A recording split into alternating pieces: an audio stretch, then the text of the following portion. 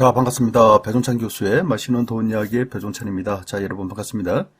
전세 대출 금리가 5%대까지 육박할 것 같은데, 따라서 세입자분들 입장이라면 전세 대출이자 상승으로 인해서 으악이라는 좀 소리가 터져 나올 수 있을 것 같아요.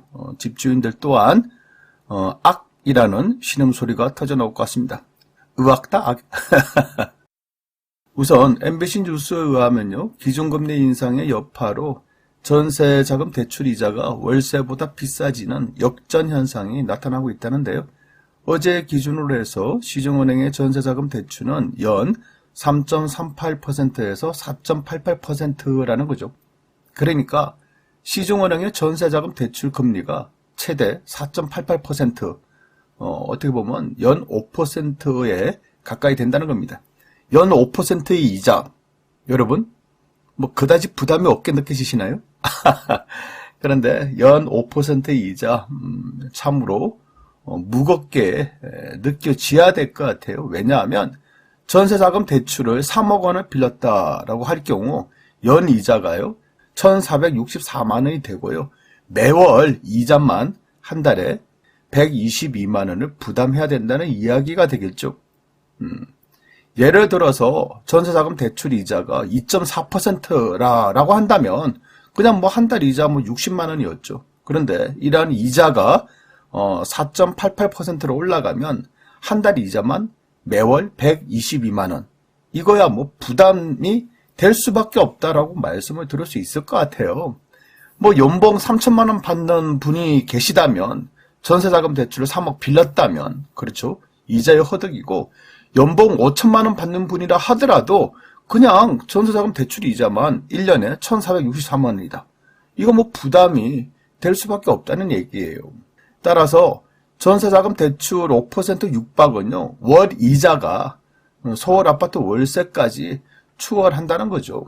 그러니 세입자분들 입장에서 본다면 이자 상승에 따른 걱정이 이만저만이 아니라는 겁니다. 지금 화면을 보셔도 난감한 표정이지 않습니까? 어떻게 보면 뭐 큰일이라는 거죠. 따라서 세입자들 입장에서 본다면 이제 현명한 판단을, 현명한 결정을 내릴 시기가 도래되고 있다는 거예요. 그러면 부동산에 관련해서, 전세와 관련해서 어떤 현명한 결정을 내려야 되냐. 첫 번째로 본다면 생활비를 아껴 쓴다. 그래요.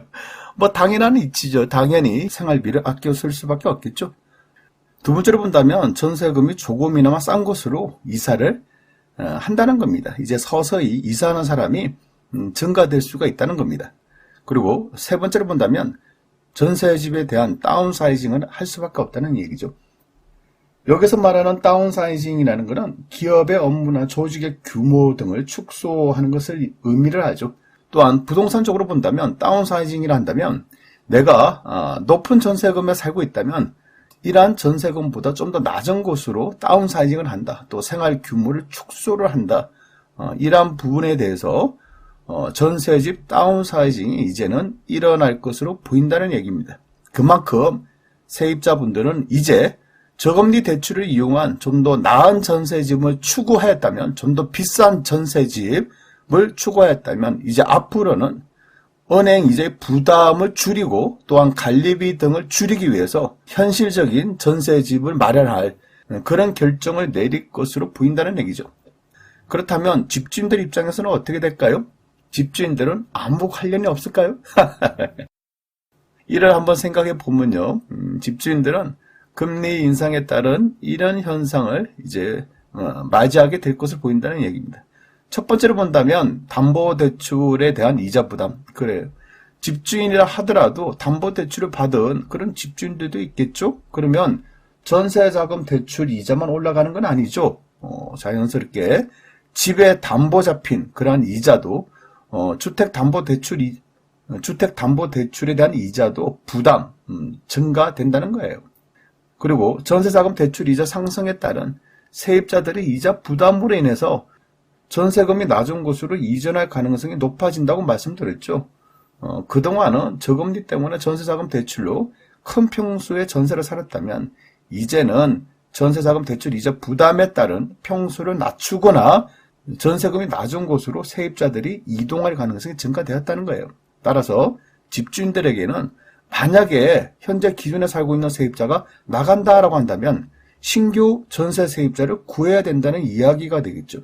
그런데 쉽게 신규 전세 세입자가 구해지면 다행인데 만약에 신규 전세 세입자를 구하지 못했어. 그러면 어떻게 될까요? 한 달 동안 못 구했어. 여러분 마음이 초조해지지 않을까요? 2달 동안 못 구했어. 그런 순간 하늘이 갑자기 노래질 거예요. 여기에다가 기존의 세입자는 나갈 테니 전세금을 빨리 돌려달라고 한다면 이럴 경우가 발생이 된다면 결국 전세금을 낮출 수밖에 없다는 얘기가 되겠죠.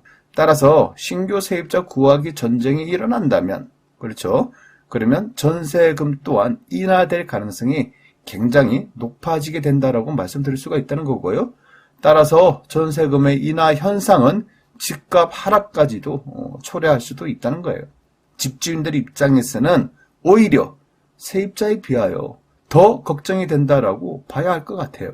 따라서 전세 대출금리 5% 인상, 겉으로 보기에는 세입자들만 충격이 가해질 것으로 보이나 세입자들에게 다가올 충격은 물론이고요. 집주인들에게까지 충격이 가해질 것으로 보인다는 얘기입니다. 아마도요.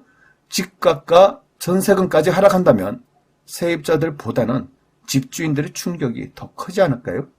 왜냐하면 기존 세입자가 나간다고 하는데 기존 세입자에게 전세금을 돌려줘야 된다는 그러한 부담이 증가되니까.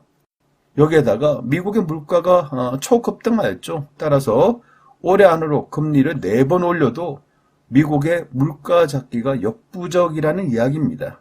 따라서 FOMC가 열릴 때마다 인상, 즉 금리를 인상해야 될 것으로 보인다는 건데 그렇다면 올해 금리 인상이 4회, 5회를 하는 게 아니라 최대 8회까지 미국의 금리 인상을 8회나 이 정도로까지 금리 인상을 해야 될 필요성이 느껴진다는 거예요. 미국 사회에서.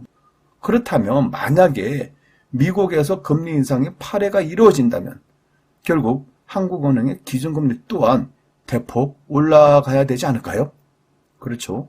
이러하니 그렇지 않습니까? 지금 기준금리가 0.50에서 1.25%로 올랐는데 0.75가 올랐는데도 이 정도 여파가 부동산 시장에 나타나고 있는데 미국 또한 금리 인상을 적게는 사회에서 8회가 이루어진다면 앞으로 우리나라의 금리 인상이 더 이루어진다는 이야기가 되겠죠. 따라서 전 세계적인 금리 인상과 또한 국내의 금리 인상 이러한 여파로 인해서 실질적으로 부동산 대지진이 서서히 다가올 것으로 보인다는 얘기입니다. 그러니 이번 전세자금 대출 금리 5% 육박은 세입자들 입장에서 의악 소리가 나오고 집주인들 입장에서는 악 소리가 나올 수밖에 없다는 얘기입니다. 앞으로 전세 금액의 변동과 아파트 매매 금액의 변동 이제 서서히 눈여겨보셔야 된다는 이야기가 되겠죠. 결국 금리 인상은 부동산에 큰 영향을 끼칠 수 있다라고 말씀을 드릴 수가 있겠죠. 이상까지 배종찬 교수의 맛있는 도움 이야기였습니다. 감사합니다.